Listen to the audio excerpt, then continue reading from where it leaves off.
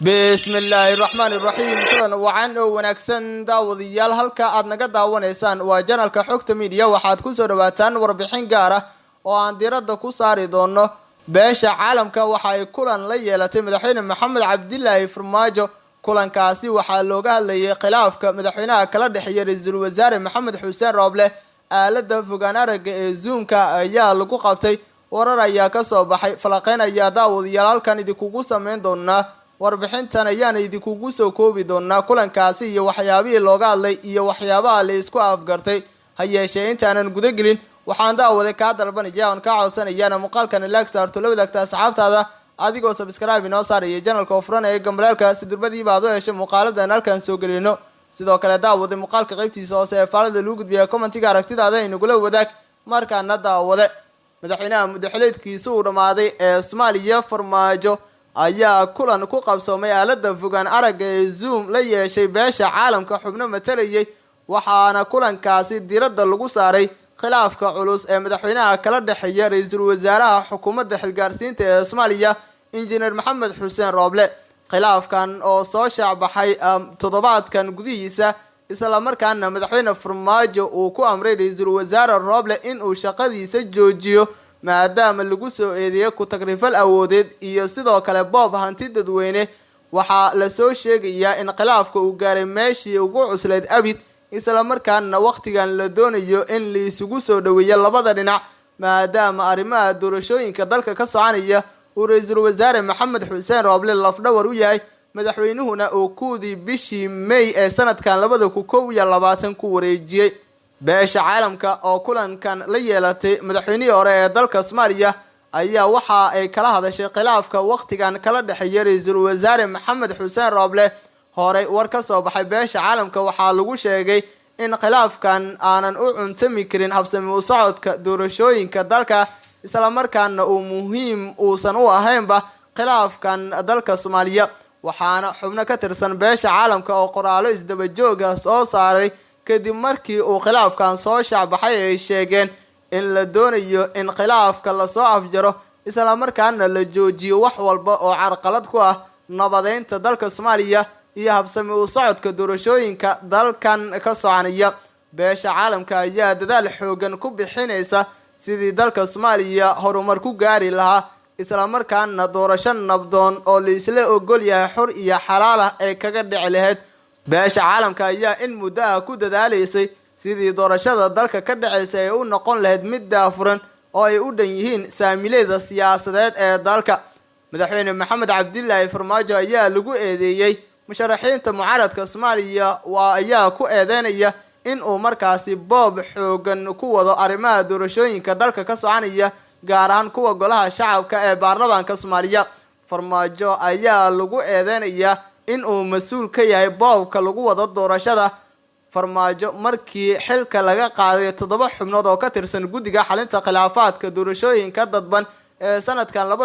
2021 ayaa waxa uu go'aansaday in uu u ruqaansado dhanka iyo dagaalka ra'iisul wasaare Maxamed Xuseen Rooble maadaama xubnihii uu ku lahaa golaha markaasi dhanka aan dhahay guddiga xalinta khilaafaadka laga eriyay sidoo kalena xilkii lagala laabtay gudoomiyaha guddiga doorashooyinka heer federaal Maxamed Xasan Ciro kaasi oo xubno ka tirsan guddiga arrimaha doorashooyinka heer federaal ay xilkii ka qaadeen kulan ay isugu yimaadeen magaalada caasimadda Muqdisho sidoo kale hadda waxa markaasi socda dadaalo lagu doonayo in khilaafkan ra'iisul wasaaraha iyo madaxweynaha ka dhex jira lagu soo afjaro dadaaladan ayaa waxa hormuud u ah beesha caalamka kulankan oo madaxweyne Farmaajo la yeesheen isla markaana ku qabsoomay aalada fogaan aragga ee Zoom ayaa madaxweynuhu waxa loogu amray in uu ka dhex baxo arrimaha doorashooyinka isla markaana uu u daayo ra'iisul wasaare Maxamed Xuseen Rooble oo isagu u xil saaran madaxweynuhu ayay markaasi ugu baaqeen in uu faraha ka baxo doorashada isla markaana uu la mid noqdo musharaxiinta kale ee u taagan xilka madaxtinimo ee Soomaaliya sidoo kale kulankan ay beesha caalamka la yeelatay madaxweyne Farmaajo ayaa waxa uu muhiim u yahay ay leeyihiin dadka faaqida ama darsa arrimaha siyaasadda dalka Soomaaliya khilaafkan culus ee waqtigan ka dhex oogan ra'iisul wasaaraha iyo sidoo kale madaxweynaha kulankan waxa soo qaban qaabisay Ansom waxaana ujeedkiisu ahaa sida aan horeyba idinkugu soo sheegnay in khilaafka lagu damiyo. ha yeeshee khilaafka u dhaxeeya ra'iisul wasaaraha iyo sidoo kale madaxweynaha ayaa u muuqda mid aanan dami doonin, maadaama ra'iisul wasaaruhu uu ku adkeysanayo in markaasi doorashadu sii socoto, madaxweyne Farmaajona uu ka guuro villa Soomaaliya. 48 saacadood ayay u qabteen midowga musharaxiinta mucaaradka Soomaaliya, waxa ayna markaasi madaxweynuhu ugu baaqeen in uu si degdeg ah uga baxo villada oo ah guriga ummadda Soomaaliyeed. sidoo kale midowga musharaxiinta mucaaradka Soomaaliya iyagoo ka hadlaya khilaafka ra'iisul wasaaraha iyo sidoo kale madaxweynaha ka dhaxoogan, waxa ay madaxweynuhu sheegeen in ay ku soo oogayaan dacwad ka dhana maadaama uu isku dayay in uu dalka afgambiyo. ha yeeshee afgambigaasi ayay musharaxiinta mucaaradka Soomaaliya ku tilmaameen mid dhicisoobay. hadda kulankan dhex maray madaxweyne Farmaajo iyo sidoo kale beesha caalamka ayay dadku falaqeynayaan oo ay faaqidayaan. haddii beeshii caalamka oo ah markaasi dhanka dowladda federaalka Soomaaliya halka ay ka hesho deeq bixinta, waxaa la leeyahay waa kulanka madambeesa oo ay beesha caalamka damacsan tahay in lagu soo afjaro khilaafka. ha yeeshee madaxweyne Farmaajo ayaa u muuqda mid dhagihiisa aysan wax maqlin. si walba ahaataba Farmaajo ayaa laga doorayaa tallaabada xigta ee uu qaadi karo iyo halka uu markaasi ku biyo shuban doono khilaafkan culus ee kala dhaxeeya ra'iisul wasaare Maxamed Xuseen Rooble. haddii khilaafku uu sii socdo uma roona dadka Soomaaliyeed oo ka soo daalay dagaal, maadaama khilaafku uu sababi karo dagaal culus oo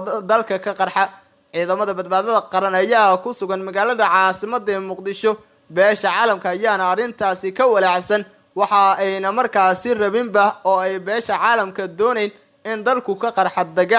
dagaalkaasi oo la mid ah ama ka daran midkii bishii Abriil ee sanadkan 2021 ka dhacay magaalada caasimadda ee Muqdisho. dagaalkaasi ayaa u dhaxeeyay cutubyo ka wada tirsan ciidamada dowladda federaalka Soomaaliya. ha yeeshee ciidamada ayaa laba u kala jabay, kuwa taabacsan mucaaradka iyo sidoo kale kuwa ka soo horjeeda oo la jira madaxweynaha muddaxileedkiisu u dhamaaday ee Soomaaliya Farmaajo. hadda kuwa ku sugan caasimadda waxa ay taageero u yihiin ra'iisul wasaare Maxamed Xuseen Rooble oo ay difaacayaan, sidoo kale mucaaradka ayay ka amar qaadanayaan. waxaase la ogeyn halka uu madaxweyne Maxamed Cabdilaahi Farmaajo ku dambeyn doono, maadaama uu yahay shakhsi ka biyo diiday in uu markaasi faraha kala baxo arrimaha doorashooyinka dalka oo waqtigan maraya meel xasaasi ah. waxaa harsan oo kaliya in la soo dhameystiro xubnaha golaha shacabka ee baarlamaanka 11aad ee Jamhuuriyadda Federaalka Soomaaliya, kuwaasi oo ka kooban 275 xildhibaan.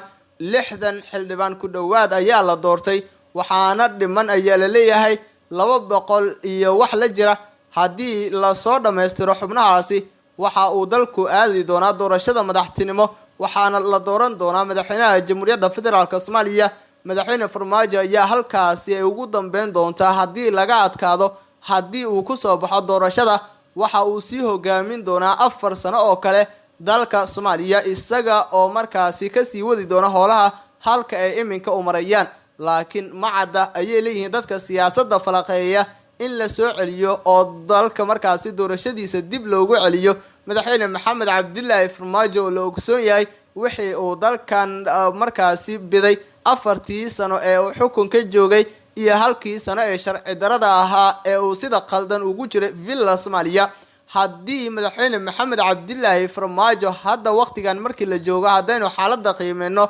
khilaafkan kala dhaxeeya la soo afjaro, waxa ay dadku sidoo kale leeyihiin faraha kalama bixi doono arrimaha doorashooyinka oo uu gacmaha ayuu kula jiri doonaa. guud ahaan daawadayaal waa inaga inta warbixintii aad ka daawanayseen channelka Xogta Media ee aan ku leenahay YouTube-ka. haddii aad daawatay warbixinta muuqaalka laag inoo saar, subscribe inoo saar channelka furaga maralkaasi durbadiiba aad u hesho muuqaaladan halkan soo gelino. sidoo kale daawaday muuqaalka qaybtiisa hoose ee faalada lagu gudbiyo commentiga aragtidaada inagula wadaag. tan iyo warbixintan mid lacayna inta dib isugu kulmi doonana nabadgelyo.